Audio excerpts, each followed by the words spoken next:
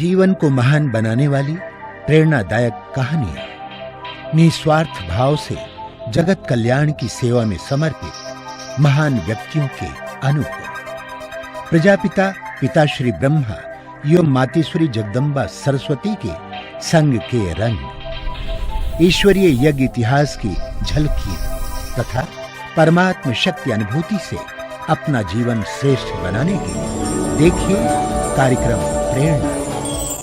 दीपक देता है रोशनी फैलाने की प्रेरणा, फलदायी वृक्ष देता है देने की प्रेरणा, मधुबन देता है महकते रहने की प्रेरणा, महान व्यक्ति देते हैं जीवन जीने की प्रेरणा।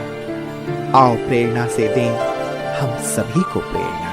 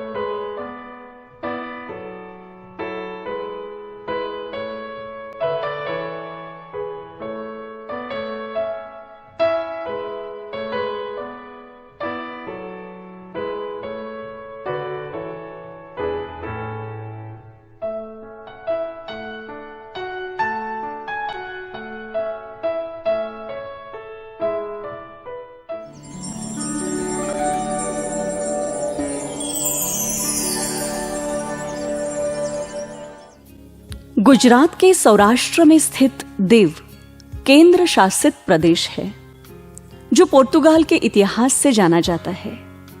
दीव सुव्यवस्थित एवं शांत शहर है।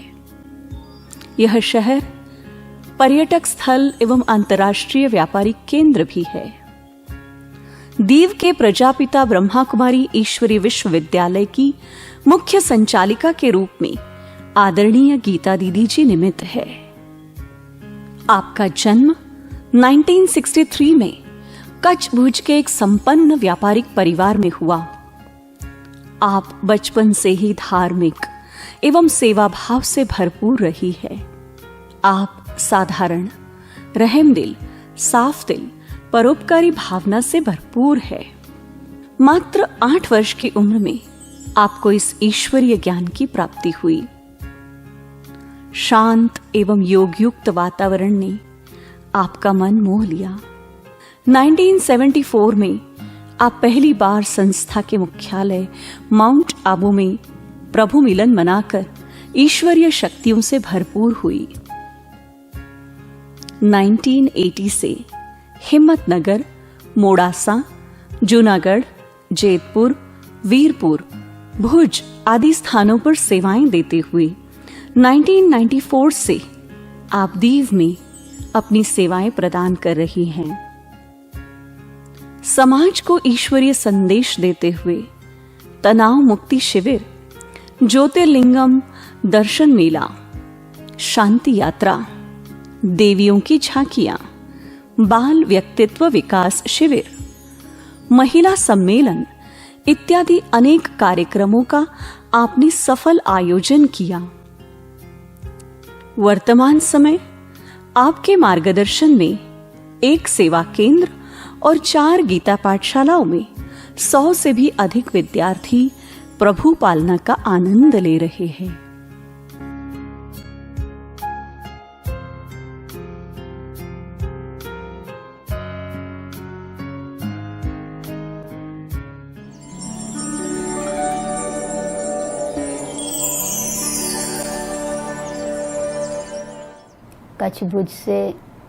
कच्छ भुज में जन्म हुआ और घर का जो वातावरण था एकदम धार्मिक वातावरण था।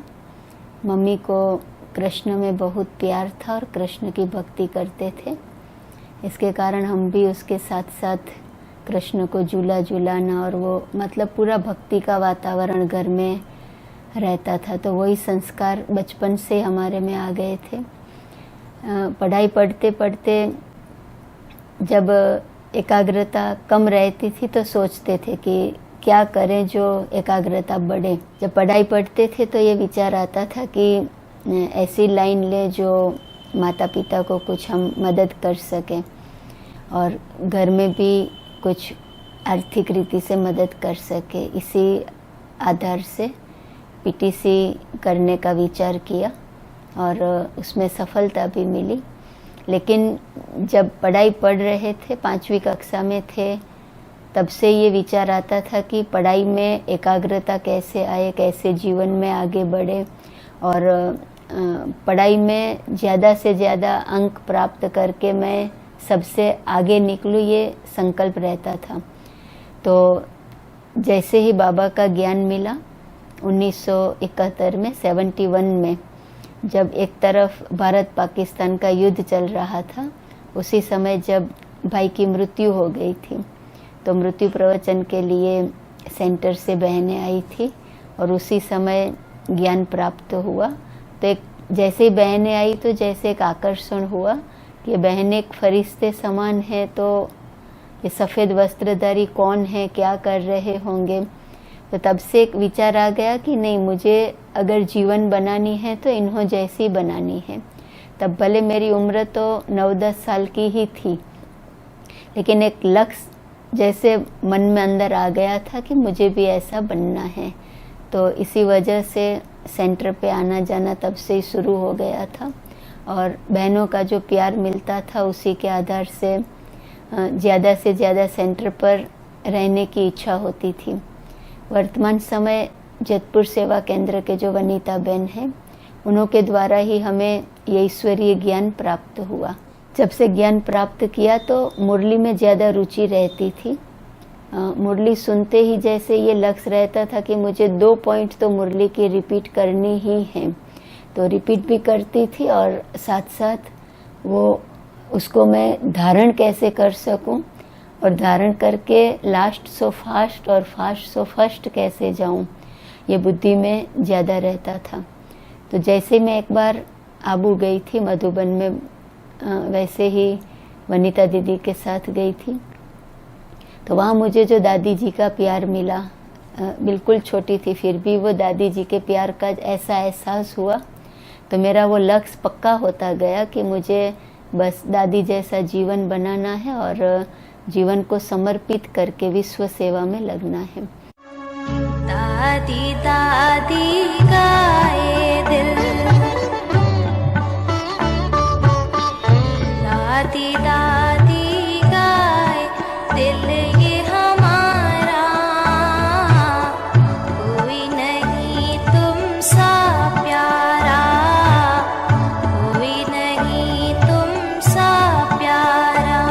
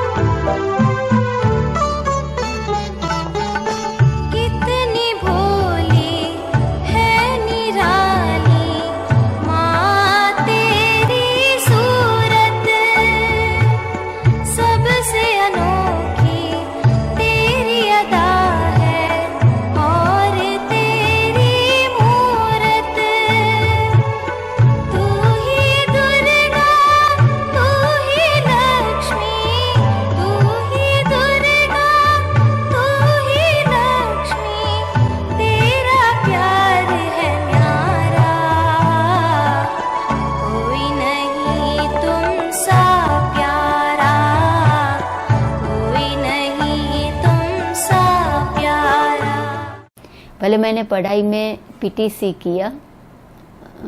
ऐसे था कि कुछ समय जॉब करूंगी और फिर सेंटर पे रहना शुरू करूंगी, लेकिन कहा जाता है नर चाहत कुछ होवत कुछ और। तो इसी हिसाब से बाबा को मुझे पहले से ही चुनना होगा।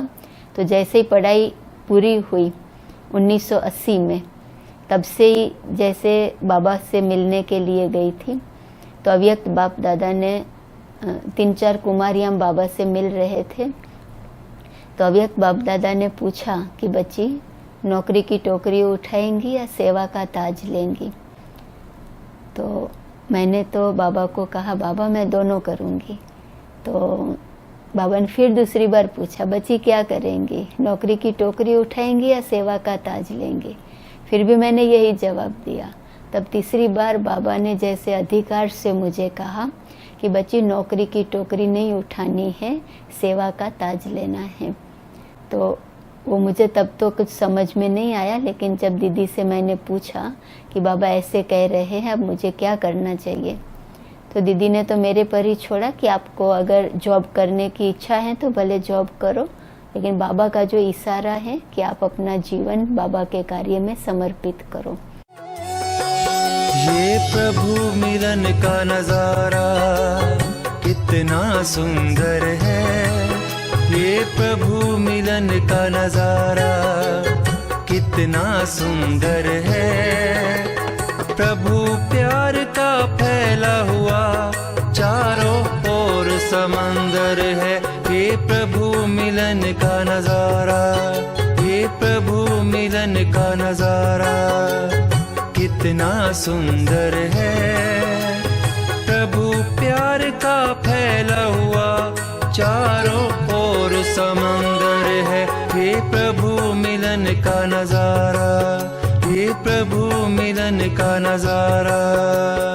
नव जीवन है मिलता प्रभु प्यार की किरणों से, नव जीवन है मिलता प्रभु प्यार की किरणों से। प्यास बुझे मन की, प्यास बुझे मन की प्रभु याद के झरनों से। ये महामिलन का मेला, ये महामिलन का मेला कितना मनोहर है।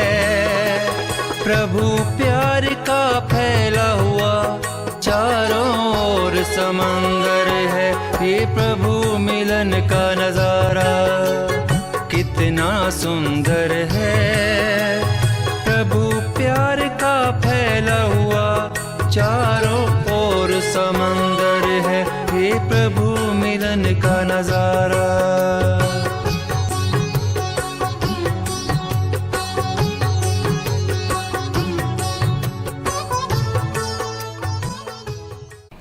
तो उसी इशारे के अनुसार मैंने तुरंत अंदर से संकल्प ले लिया कि अब घर पे भी नहीं जाना है, जॉब भी नहीं करना है, सीधा यहाँ से सेंटर पे ही जाना है। तो उसी बाबा के इशारे को कैच करके वहाँ से ही मैं हिम्मतनगर सेवा केंद्र पर गई। तो हिम्मतनगर में भी जब रक्षाबंधन में शहजादी की आत्मा संदेशी के तन में आई थी, तो उसी ने भी यही कहा कि आपको सेवा का ताज लेकर के ऊंचे से ऊंची सेवा करके आगे से आगे बढ़ना है। और बाबा का पहला वरदान मुझे 74 में मिला था कि बच्ची सदा संतुष्ट रहना है और सबको संतुष्ट करना है। तो इसी वरदान को मैंने सदा अपने जीवन में याद रखा, और जब भी मैं चार्ट लिखती हूँ तो यही अपना चेक करती हूँ कि चाहे मेरी साथी बहनें हो या स्टूडेंट हो या मेरे दीदी हो, वो कोई भी मुझसे नाराज न हो, सबको मैं दिल से संतुष्ट कर सकूं और मैं भी सबसे संतुष्ट रहूं। तो तब से लेकर मेरा यही पुरुषार्थ चलता रहा है। और विशेषकर मुझे योग के प्रयोग में विशेष रुचि है। तो जो भी समस्या आती है तो उसी समय तो योग के प्रयोग होते ही हैं, लेकिन समस्या नहीं भी होती है तो भी अच्छी अच्छी कमेंट्री बना करके बाबा को याद करना और बाबा से शक्तियाँ प्राप्त करके विशेष प्रकृति की और सकाश देने की सेवा करने का विशेष शौक या रुचि रही है। उसी अनुसार जब भी योग करते हैं या कराते हैं तो यही विशेष रहता है, ज्वाला स्वरूप स्थिति रहे और सबको भी उसी स्थिति में स्थित करा के सबके द्वारा यही वाइब्रेशंस पूरे विश्व में फैलाने का सबको उमंग उत्साह बढ़ाते रहते हैं। मधुबन कितना मधुर मधुर है, मधुबन कितना मधुर मधुर है, सदा ये आँखों में छाया है, सदा ये आँखों में छाया है, दिल वाला मधुबन का बाबा, दिल वाला मधुबन का बाबा दिल में समाया है। मधुबन कितना मधुर मधुर है, मधुबन कितना मधुर मधुर है। परम पिता शिव रोज यहाँ आकर ब्रह्मा के तन में, परम पिता शिव रोज यहाँ आकर ब्रह्मा के तन में, मुरली की मीठी मीठी तान सुनाते, मुरली की मीठी तान सुनाते, नैनों से छलका सागर का प्यार, नैनों से छलका सागर का प्यार, भूलता है नित्य नया रंग, भूलता है नित्य नया रंग।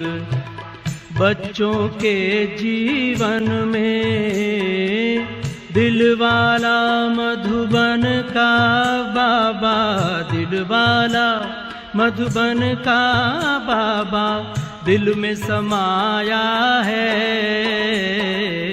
मधुबन कितना मधुर मधुर है, मधुबन कितना मधुर मधुर है। 94 में जब दीव में आना हुआ, तय हुआ, तो दीव में जब आए तो जैसा भी वातावरण था उस हिसाब से थोड़ा लगता था कि यहाँ रह के क्या करेंगे, कैसे होगा। लेकिन यहाँ पे जो एक स्थान है समर हाउस, वहाँ जाके हम तपस्या करते थे। तो जैसे एक बाबा टच कराते थे, बच्ची तपस्या के आधार से पूरे गांव में ऐसे वाइब्रेशन फैलाओ जो आत्माएं सामने से आपके पास आएंगी, आपको कहीं भी जाना नहीं पड़ेगा। तो 2-3 साल तक हमने ऐसी तपस्या की और उसके बाद जैसे लगा कि अब वो तपस्या का फल हमें मिल रहा है। थोड़ी कठिन दरनी होते हुए भी ये लगा कि अब ये दरनी कठिन नहीं है, लेकिन एकदम जैसे फलदायी बनती जा रही है और आत्माएं जैसे चुंबक की तरह खींचती खींचती आ रही हैं। और इसी तरह से सेवाएं बढ़ती रही और आत्माएं आपो आप आती रही।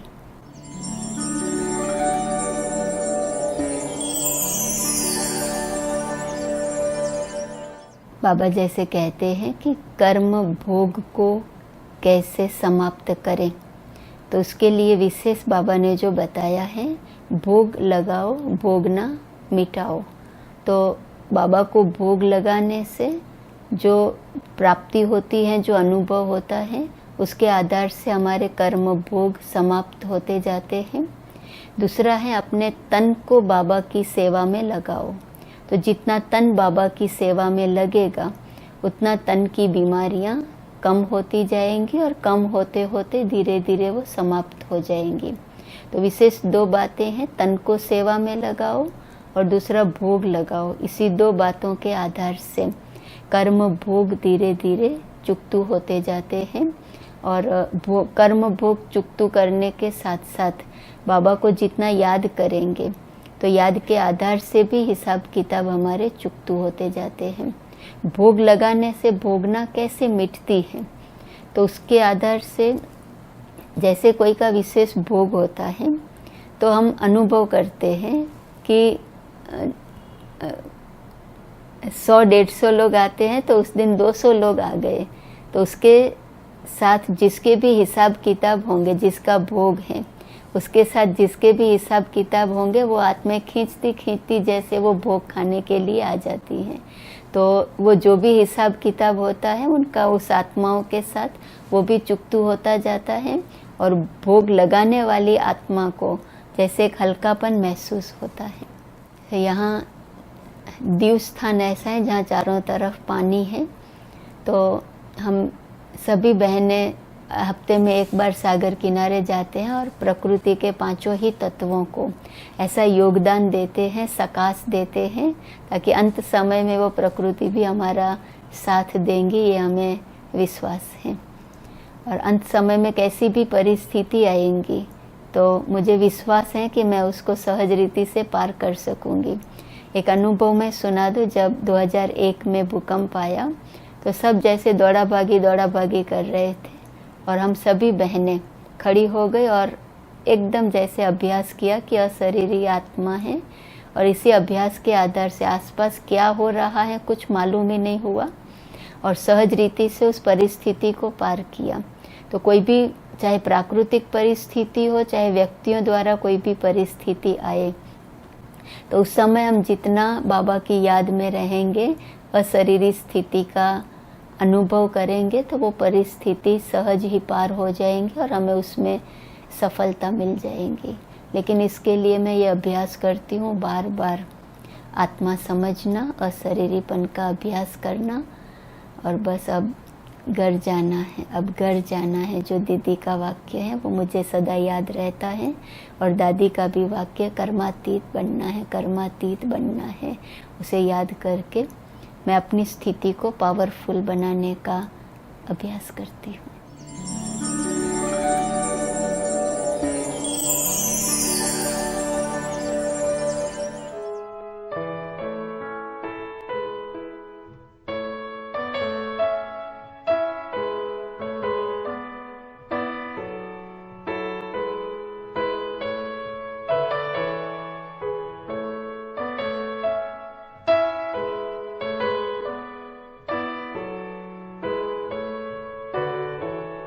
जैसे मनसा वाचा कर्मणा, किस प्रकार हमें लोगों की सेवा करनी है, सद्भावना का सब में बीज बोना है और अथक सेवा करनी है, और हमारे जीवन में कमल फूल समान पवित्र बनकर सबसे न्यारे और प्यारे बनकर जीवन को जीना है। यह हमने गीता बहन जी से सीखा है। कभी भी किसी भी सिचुएशन में दीदी के मुंह से हास्य कभी गायब होते हुए मैंने नहीं देखा है। दूसरा, अमाप धैर्य, कितने भी कड़े से कड़े जो प्रश्न होते हैं वो धैर्य से सॉल्व करते हैं, और एक ही बार में जो सेंटर पे आने के लिए तैयार नहीं होती है उसको भी बार बार दीदी कन्विंस करते हैं। वो धैर्य, उसके अंदर जबरदस्त धैर्य है, वो मात्रा में धैर्य आज मैं शिक्षकों में भी नहीं देख पाता हूँ।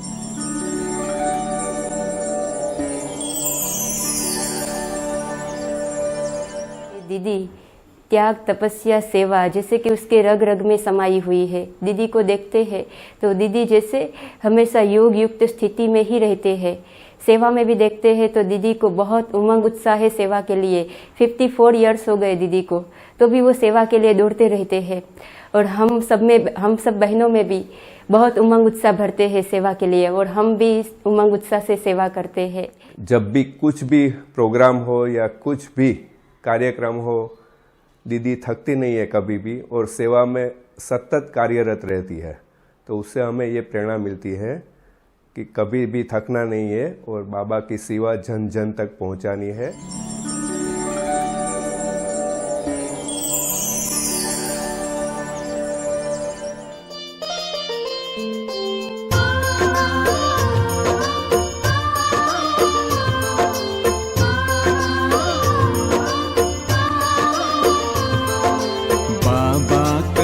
जी एक बार दिल से बाबा कहो जी हर बार, बाबा करते सदा ही प्यार तन मन की धड़कन में।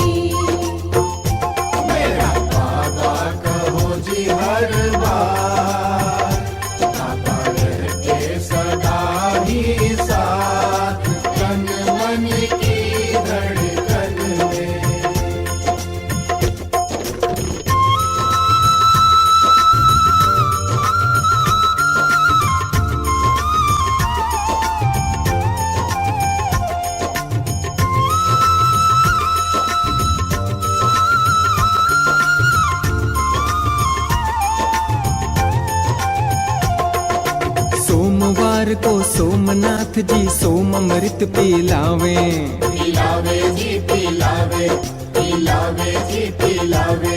ओ मंगलवार को मंगलकारी भोले गीत गावे, भोले गीत गावे, हाँ जी भोले गीत गावे। बुधवार को बुधवार को बुद्धि विधाता गोद बिठाते हैं, मेरा बाबा कहो जी हर बार।